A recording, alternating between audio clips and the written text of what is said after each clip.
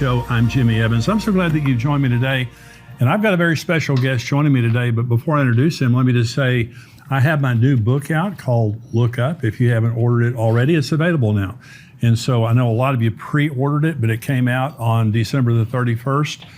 And it's talking about when Jesus said, when you see these things begin to happen, look up, for your redemption draws near.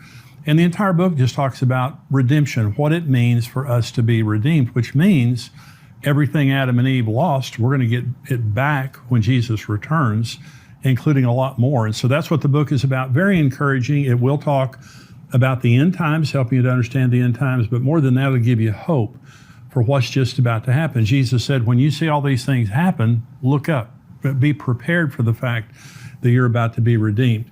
So if that you haven't ordered the book, order the book. I know it will bless you. Also, we're going to Israel next November, December, and all the information there is on your screen. We would love to have you go with us. We're going to be there, I think, about 10 days, taking a tour, and it's going to be educational, inspirational.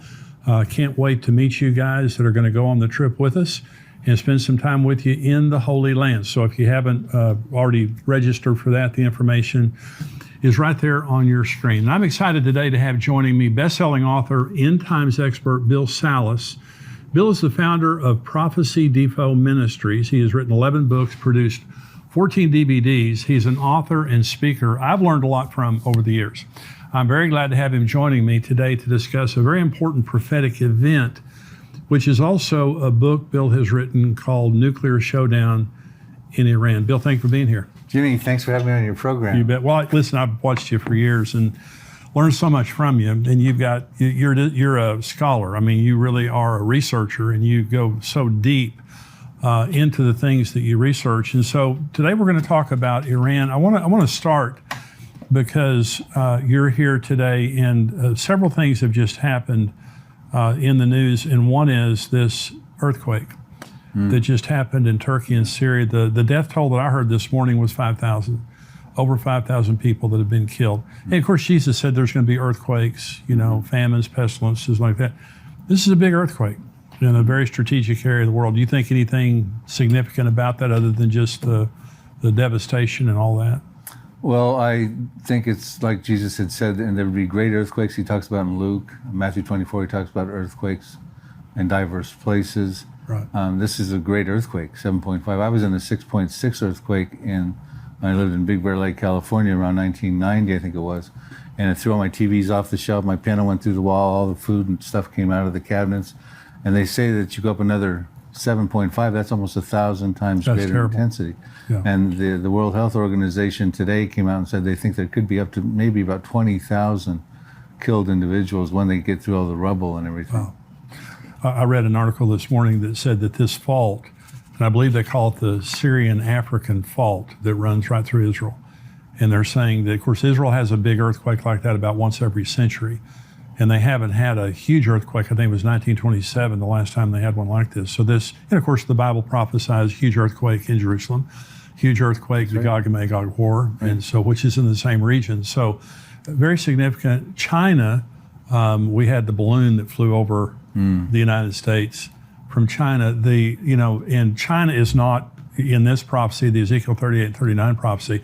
Now, Ezekiel 38 and 39 says many people are with you. So, you have that.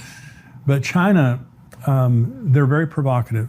They have, infiltrated our businesses, stolen our state secrets. They've infiltrated, they say, every college campus in America. And now they have this balloon that flies over America. What do you think about that? You think it's just a dumb thing that they let a weather balloon go free, or do you think it's more than that? Well, I think everything is calculated with China. Yeah. They are actually also talking with Saudi Arabia about trying to replace the petrodollar with the yen, right, which would really hurt our economy as well. Yeah. China has been calculating for quite some time to sort of dethrone America as the superpower because they want to replace us and usurp themselves on it. So no, I think that balloon was very strategic. They went over all the important sites across the country, and basically got a lot of intelligence. Some people are thinking, well, what if they were to launch a nuclear weapon, an EMP, electromagnetic pulse from that? Because you could maybe put one of those on without being detected. An electromagnetic pulse is basically a nuclear weapon that spreads, hit at a certain burst altitude, exploded at a certain burst altitude, goes out like a speed of light, a canopy, and everything underneath it electronically gets fried out. Right. If you launch a burst altitude of 180 miles up, I believe it is, you can take out the whole country. So, they weren't that high, but, they could certainly take out a state. And we've been warned about this for many years. That's right. EMP. It's not that sophisticated. And then, like you said, that could happen. So, there are evil people in the world today. And now the Chinese people, I believe, are precious. And there's a huge revival happening, a lot of Christians in China. But the Chinese government, they're evil. They're dictators. They're evil. They don't allow the church. They don't allow Christianity. But they do want to. I don't know if they have the same belief system as Iran, as in we're Satan and to destroy us. But they certainly want to shift in power. Right. They want to see the East, predominant over the West. So let's talk about Vladimir Putin for just a minute. The war in Ukraine is so concerning on so many levels. Mm-hmm. But Ezekiel 38 is addressed to a man named Gog. Mm-hmm. And it just seems as though Vladimir Putin matches the description of a madman in that area of the world, mm-hmm. who is, bent on power and ultimately to go down and take spoil from Israel. Mm-hmm. So what do you think about Vladimir Putin? I mean, is there, because you understand so much about, Bible prophecy, do you think that there's an end game other than Ezekiel 38, or do you even think he knows the end game? Do you think he's just kind of on a rampage or what?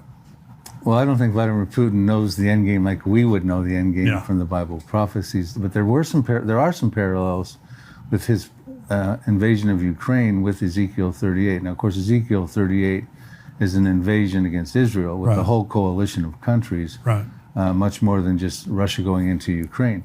But Ezekiel 38:10 talks about this Russian leader who could very well, depending on when Ezekiel 38 happens, could be Vladimir Putin, but we can't pin that tail on that face just yet because we don't know where he'll be at that time. Right. But it talks about him getting evil thoughts would arise in his mind. He would invade a peaceful people for spoil and gain, and of course Ukraine is sort of the breadbasket of Europe. Yes. There's a lot of natural gas and things, and wheat and corn top producing over there. So, we see that's the same reason he's going to come with his troops and hordes in Ezekiel 38, a peaceful people dwelling securely without walls, bars, nor gates, for plunder and booty, great plunder and great spoil. So I saw some parallels when that happened. Maybe it's a little trial run, but not that he knows he's going to go against Israel. But at some point, God will put hooks in the jaw of Russia and their coalition that will include Turkey, Iran. There's 9 populations listed in their Ezekiel's ancient vocabulary. It would include some of the North African countries of Ethiopia, Tunisia, Sudan, Somalia, perhaps Morocco, some of the breakaway Soviet Union republics, some of the stands, Kazakhstan, etc. Mm-hmm. And that's a huge coalition coming against Israel. Oh, yeah. And I think Israel at that time will have proven itself to be a very formidable foe because we've got some prophecies we'll talk about today that I think positions Israel into a safer, greater country at that point in time. Well, one of the things I really enjoy about your teaching is you're more methodical than me in the sense that you talk about the Psalm 83 war as being a very specific war, has not been fought yet, more regional war. Mm-hmm. Then you talk about Elam, and that's what we're going to talk about, which is a part of current-day Iran, about a third of current-day Iran in this prophecy of Jeremiah 49. And then you talk about Ezekiel 38 and 39. So you really you layer it more than I would. Mm-hmm. And I'm saying, and you're right. I mean, I've learned so much from you in that. So I want to talk about, because we were talking before the show, what's unfolding right now with Iran. This has been happening for a long time. And so we're now looking at a very, very, impending crisis. It's already a crisis. And Israel is sitting there in the crosshairs. Iran is very provocative. They're provocative in the sense that they're talking about, how they're going to destroy. They've been talking about destroying Israel for many years. But this is a very public rhetoric that's going back and forth between Israel and Iran. And now Netanyahu is the president. But this nuclear showdown with Iran has been happening for many years. Why don't you talk about that and just talk about how this has unfolded? Yeah, sort of a little brief overview of history would be good, I think, for the viewers, Jimmy. And I remember Iran, let's start off with this, is the elephant in the room in the Middle East. It is the big problem for Israel, and not only Israel, but a lot of the Arab states, the Sunni states like Saudi Arabia, and stuff, are also very concerned about Iran trying to spread its hegemony, as it's doing with its proxies of Hezbollah and Syria and Hamas, etc. They're concerned that Iran's going to spread its hegemony more and more throughout the whole Middle East, try to set up a Shiite caliphate because they're Shiites versus Sunni Saudi Arabia. But there's the existential threat to Israel's existence. And I remember Benjamin Netanyahu even talking to George Bush about this when he was president way back when. But if you fast forward up to about 2010, we'll take the clock back to 2010.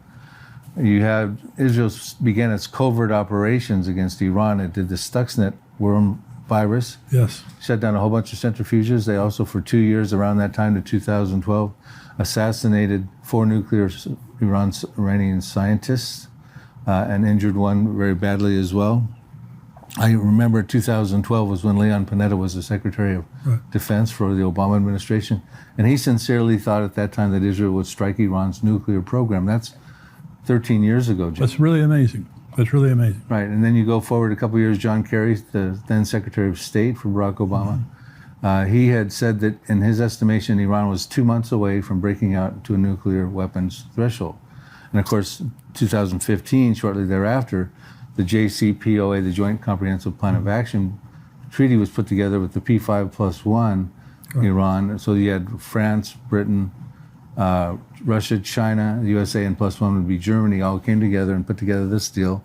However, Donald Trump, fulfilling one of his presidential campaign promises in May of 2018, withdrew from that peace treaty. And then Iran seized the opportunity from that point forward to start advancing fast forward its nuclear program without any checks and balances.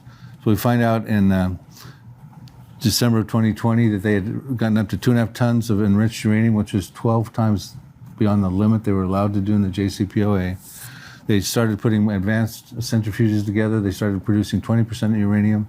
Now they went up to 60% uranium recently. Now there are some concerns are already hitting 90% uranium, which is a threshold for a nuclear weapon. But in the midst of all that, there was threats that Israel would preempt a strike, as is still a threat today. And the defense minister, Amir Hatami of Iran at the time, said, well, if you do a preemptive strike, we'll raise Tel Aviv, we'll raise Haifa. In other words, an all-out war coming against the major cities inside of Israel. And the thing just keeps on going. And then in November of 2020, another nuclear scientist was assassinated called Mohsen Fakhrizadeh. And then after that assassination, Iran stopped allowing the IAEA to come back in December of 2020, doing any more further inspections. So we'll show you can't come back in and inspect. They're taking out our scientists. And then in April of 2021, they announced advanced centrifuges. And on April 11th, the day after, there was a huge explosion and a planned bomb attack in the Natanz nuclear site that they fingered Mossad had done that. And that means they had been planning that for a while to get a bomb inside of there. Shows you how incredible Israel's Mossad is to do that sort of thing. And then in October 2021, the Knesset approved Israel 500 billion shekels, $1.5 billion to attack Iran. That was October 2021. And then May of 2022, Israel launched one of its biggest military exercises in decades called Chariots of Fire. Right. And that was all geared up to invading and attacking Iran's nuclear program, also preparing for a multi-front proxy war ensuing as a result of that, and also preparing for casualties inside of Israel. So they set up triage and things like that. So it was a very extensive and exhaustive military exercise. And now then recently in November of last year, just as we turned the threshold into the new year, they announced they had a hypersonic ballistic missile that can reach Israel in 400 seconds, which is 6.66 minutes. That's just unbelievable. And hypersonic meaning, and it's a ballistic missile, so it can carry a nuclear warhead. And hypersonic means it travels 5 times the speed of sound. And it's the type of thing that can take out missile defense systems, this hypersonic missile, and it can also avoid being detected by missile defense systems. So all the stakes are so high right now that Israel has, in my estimation, has to take an action. It has to take it.